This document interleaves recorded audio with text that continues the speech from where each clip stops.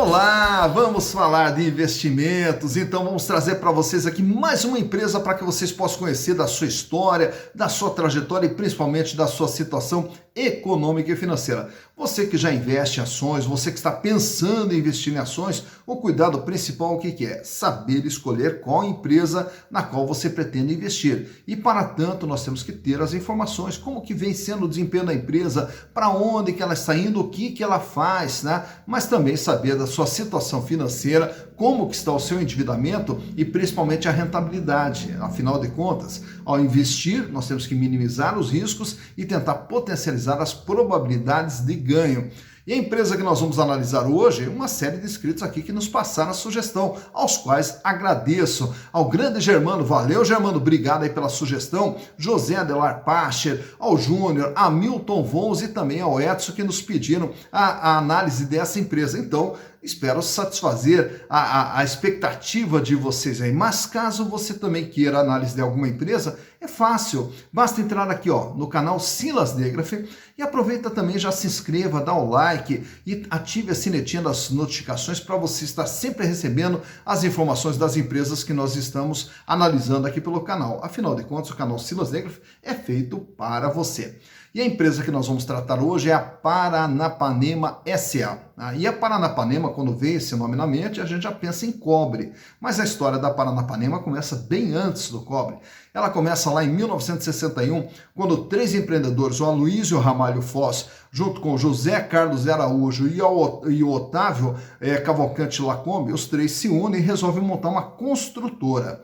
Só que essa construtora era mais voltada para obras pesadas. E aí começa a desenvolver a sua atividade, porém no ano de 1965 resolve também diversificar indo para a mineração. E indo para a mineração eles adquirem uma empresa chamada Minebra. E aí começa todo o trabalho também nessa área. Mas no ano de 1969... eles descobrem uma reserva de estanho lá na região amazônica e passam também a explorar essa reserva de estanho numa comunidade chamada Igarapé Preto. Aí já no ano de 1971, com a empresa se desenvolvendo, eles fazem a abertura de capital. E com a abertura de capital, entram recursos para dentro da empresa. E a empresa continua investindo na mineração e aí abre a mineração Taboca, também lá na região amazônica. Já no ano de 1983, eles, ainda dentro da área de construção, participam da construção da Albras, e também do projeto Carajás, lá pela Vale do Rio Doce, a antiga Vale do Rio Doce, que atualmente é apenas Vale. Seguindo ainda nessa diversificação, no ano de 1994 eles montam mais uma empresa, a Cibrafértil. E aí, no ano de 1995, eles têm o controle, a Paranapanema tem o controle adquirido pela Previ, que é o Fundo de Assistência dos Funcionários do Banco do Brasil. Então, a partir daí, o controle agora passa a ser da Previ. E aí, na sequência, a Previ começa a fazer um enxugamento das atividades da empresa e focar naquelas que são mais rentáveis. E aí, param com a construção civil, desativam diversos projetos na área de mineração e começam a focar mais nos metais não ferrosos, cobre, latão e bronze. E com isso, daí eles adquirem uma empresa que estava sendo privatizada na época, a Caraíba Metais, e também adquirem a Eluma. Já no ano de 2012, resolve se desfazer de mais uma empresa do grupo, que é a Cibrafértil, resolve se desfazer e aí focam cada vez mais justamente na produção, no refino e na comercialização do cobre e dos metais não ferrosos. E aí no ano de 2017, aí devido até ao alto endividamento da empresa Paranapanema, que era a Caraíba Metais e a Eluma, que fazem parte da Paranapanema, devido a esse alto endividamento, começa a passar por dificuldades financeiras que se arrastam até o presente momento. Hoje, para vocês terem uma ideia, o grupo Paranapanema, ou a empresa Paranapanema, conta atualmente com 2.200 funcionários, tem a sua atividade principal lá em Dias d'Ávila, em Camaçari, na Bahia, e também tem a fábrica da Eluma, que fica no estado de São Paulo. E aí a gente vai analisar agora os balanços de 2018, 2019 e 2020 e também do primeiro semestre de 2021, né? Já pegando as informações atualizadas até agora, o dia 30 de junho, para a gente ver como que vem acontecendo a situação econômica, financeira da empresa, para que você também possa entender como que está a situação da empresa nesse momento. Portanto, vamos aos números. Então aqui estamos com as demonstrações contábeis da Paranapanema S.A. referentes aos exercícios de 2018, 2019 e 2020 e também agora do primeiro semestre de 2021, já que eles publicaram o balanço do segundo trimestre de 2021, então englobamos toda a movimentação do semestre inteiro e estamos trazendo aqui para vocês. Vamos começar aqui pelo ano de 2018, até para entendermos o que é a Paranapanema através dos seus números. O total do seu ativo fechou em 4 bilhões 623 milhões de reais no ano de 2018. E o que é esse ativo? É tudo aquilo que a empresa tem dentro do seu patrimônio. E aí esse patrimônio ele é dividido em capital de giro, ativo circulante, e no ativo não circulante, que né, são os recursos que não estarão no giro da empresa. Começando aqui pelo ativo circulante, 2 bilhões 787 milhões, o que representava 60,3% de tudo que a empresa tinha. E como que é formado esse capital de giro? Caixa equivalente, a empresa possuía em caixa 245 milhões de reais, em caixa, banco, aplicação, contas a receber 665 milhões de reais e possuía um estoque de 1 bilhão 626 milhões de reais no ano de 2018. Já para o ano de 2019, a empresa passa por um encolhimento. Ela vem aqui para 3 bilhões 870 milhões de reais. E esse encolhimento acabou ocorrendo onde? Justamente no capital de giro, que o capital de giro agora cai para 1 bilhão 580 milhões, com uma representatividade de 40,8%. O volume de dinheiro em caixa despenca para 129 milhões de reais. O contas a receber também cai significativamente para 203 milhões e o estoque também sofre uma retração, caindo para 1 bilhão e 14 milhões de reais. Ressalta-se aqui um aumento no ativo não circulante.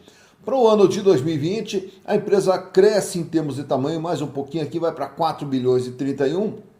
O capital de giro vai para 1 bilhão 853 milhões, com uma representatividade de 46%.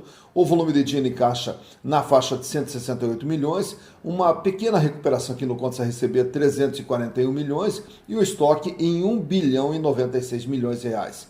Já para o primeiro semestre agora, dia 30 de junho de 2021. 3 bilhões 437 milhões é tudo aquilo que a empresa tem. Veja que apresentou mais uma queda em relação ao final do ano. E essa queda aqui, no capital de giro, 1 bilhão 346 milhões, com 39,2% de representatividade. No caixa, a empresa tem 124 milhões de reais, tem apenas 125 milhões de reais para receber, compara aqui com 2018, 665 e hoje só tem 125. E o estoque também, apenas 897 milhões. Por que apenas? Porque era 1 bilhão 626 em 2018. Né? Então, em termos de capital de giro, a empresa ficou menor, assim como também no seu porte, né, no seu tamanho, ela ficou menor. Vamos ver agora o endividamento, como que se comportou. Então, eu trago para vocês aqui, passivo circulante, dívidas de curto prazo, passivo não circulante, dívidas de longo prazo e o total do endividamento. O total do endividamento da Paranapanema em 2018 era de 4 bilhões e 20 milhões, o que representava 87% de tudo que a empresa tinha.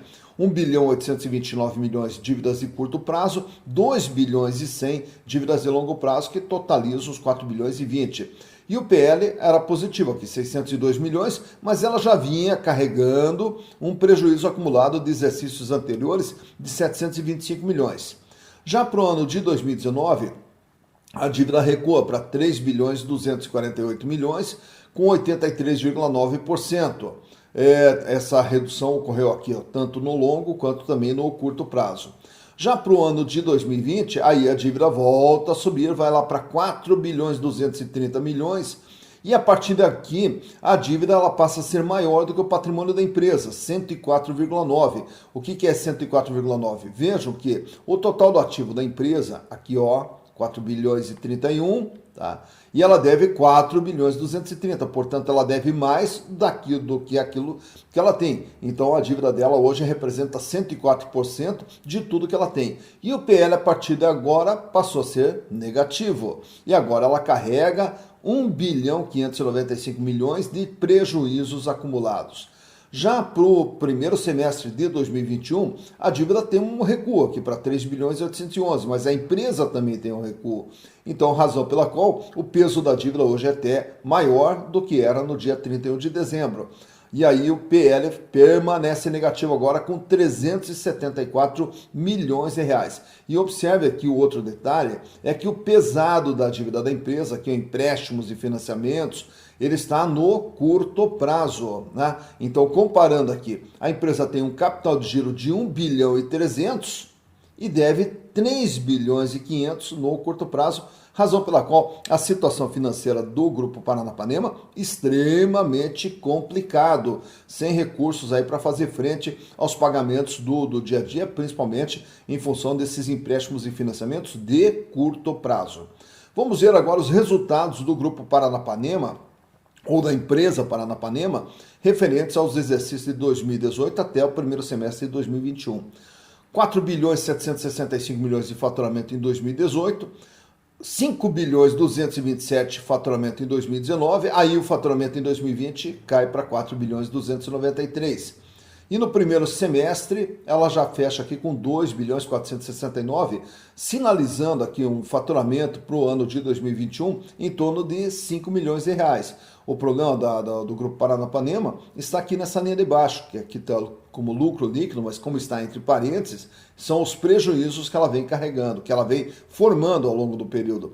323 milhões de prejuízo em 2018, 25 milhões em 2019, um prejuízo em 2020 de 861 milhões de reais, e no primeiro semestre ela já fecha aqui com prejuízo de 193 milhões de reais. Então a empresa vem seguidamente apresentando prejuízos e naturalmente que daí todos esses prejuízos eles vêm aqui para esses prejuízos acumulados e aí fazem com que o PL fique cada vez mais negativo e consequentemente a situação da empresa vai ficando cada vez mais complicada, né? E torcemos aqui por uma recuperação da Paranapanema. Tá então analisada a Paranapanema, né? Como a gente viu aí, a situação bastante complicada da Paranapanema, aí tá numa luta aí para tentar se recuperar, né? Vem numa sequência de prejuízos, vem com endividamento extremamente elevado e uma empresa que foi símbolo, é o símbolo do cobre. Aqui no Brasil, quando a gente fala de cobre, fala em Caraíba Metais, quando fala de cobre, fala na Eluma, né? Que são os símbolos do cobre. E no fim, as duas empresas que hoje fazem parte da Paranapanema, passando por toda essa situação que a gente acabou de conhecer. Fica aqui a nossa torcida para que a empresa possa se recuperar, porque como a gente sempre fala, as empresas elas têm que ir bem, porque as empresas indo bem geram desenvolvimento, geram renda e geram emprego tão necessários para o desenvolvimento do nosso país, né? Então você como investidor agora passou a conhecer a situação da Paranapanema. Dito isso, bons investimentos para você.